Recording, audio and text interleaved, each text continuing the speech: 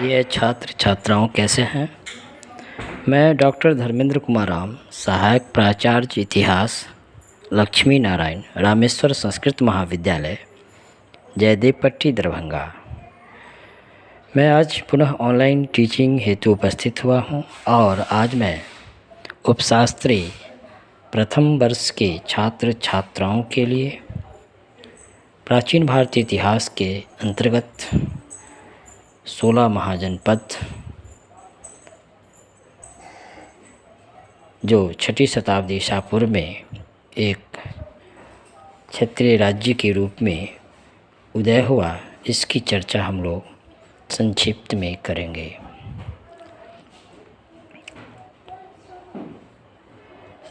पूरे भारत में 16 महाजनपदों के रूप में क्षेत्रीय राज्यों के उदय के साथ ही भारत में प्राचीनतम राज्यों के अस्तित्व, उसके उदय का प्रारंभ हुआ, क्योंकि 6ठी शताब्दी ईसा पूर्व में भारत में लोहे का व्यापक प्रचलन होने के कारण तथा सिक्के के अस्तित्व में आने के कारण लोहे के व्यापक प्रयोग होने से कृषि क्षेत्र में व्यापक क्रांति आई, जिसके कारण कृषि उत्पाद में उत्तरोत्तर वृद्धि हुई, जिसके कालांतर में 16 महाजनपद का उदय हुआ। साथ ही 6ठी शताब्दी ईसा पूर्व में 16 महाजनपद उदय के अलावे एक महत्वपूर्ण घटना कि इसी समय जैन और बौद्ध धर्म भी भारत में अस्तित्व में आए। बौद्ध ग्रंथ अंगुत्तर निकाय और जैन ग्रंथ भगवती सूत्र में हमें 16 महाजनपदों अथवा क्षेत्रीय राज्यों का सर्वप्रथम हमें उल्लेख मिलता है। ये 16 महाजनपद थे: काशी, कौशल, अंग, मगध, वज्जी, मल्ल, चेदी, वत्स, कुरु, पांचाल, मत्स्य, सुरसेन, अस्मक, अवंती, गांधार तथा कंबोज। इन सभी 16 महाजनपदों में 3 तरह की शासन प्रणालियाँ प्रचलित थी: राजतंत्रात्मक शासन प्रणाली, गणतंत्रात्मक शासन प्रणाली और तीसरा कुलीन तंत्र।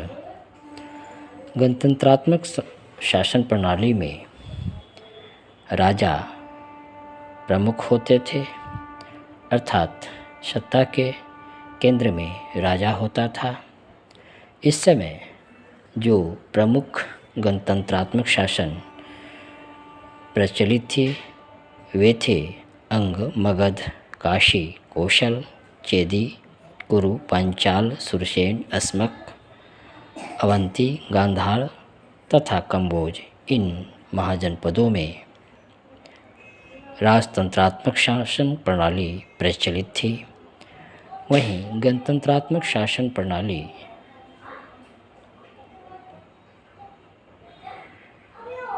वज्जी संघ में 8 राज्य सम्मिलित थे। प्रत्येक गांव के सरदार को राजा कहा जाता था। राज्य के सामूहिक कार्य का विचार एक परिषद के द्वारा लिया जाता था और जिसके सभी सदस्य हुआ करते थे। सबसे पहले 1903 ईस्वी में रिज डेविडस ने भारत में गणराज्यों की खोज की थी। जैसा कि हम लोग जानते हैं, वैशाली न केवल भारत बल्कि विश्व में पहला गणतंत्रात्मक शासन प्रणाली वाला राज्य था। इन 16 महाजनपदों में तीसरी प्रकार की जो शासन व्यवस्था थी, कुलीन तंत्र। इस तरह की शासन व्यवस्था में शासन का संचालन संपूर्ण प्रजा द्वारा न होकर किसी कुल विशेष के व्यक्तियों द्वारा किया जाता था। जैसा कि हम लोग जानते हैं, गणतंत्रात्मक शासन में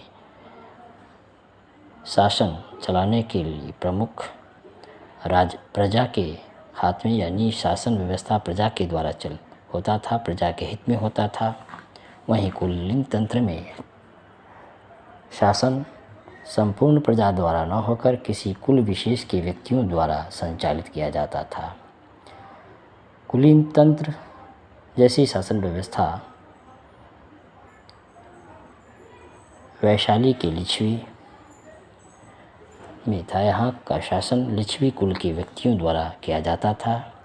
इसी तरह की शासन व्यवस्था कपिलवस्तु के शाक्य, मिथिला के विदेह और पिपलीवन के मौर्य इत्यादि में कुलीन तंत्रात्मक शासन व्यवस्था प्रचलित थी। तो बच्चों, आज हम लोग 16 महाजनपद जो 6ठी शताब्दी में इसका जन्म हुआ और 16 महाजनपद कौन कौन थे तथा बौद्ध ग्रंथ अंगुत्तर निकाय और जैन ग्रंथ भगवती सूत्र में सर्वप्रथम हमें उल्लेख मिलता है कि ये 16 महाजनपद की चर्चा तथा इन 16 महाजनपदों में किस तरह की शासन प्रणाली थी, जिसमें हम लोगों ने अध्ययन किया कि 3 तरह की शासन प्रणाली थी। राजतंत्रात्मक शासन प्रणाली, गणतंत्रात्मक शासन प्रणाली तथा कुलीन तंत्र शासन प्रणाली। तो बच्चों, आज हम लोग 16 महाजनपद के संदर्भ में चर्चा की। धन्यवाद।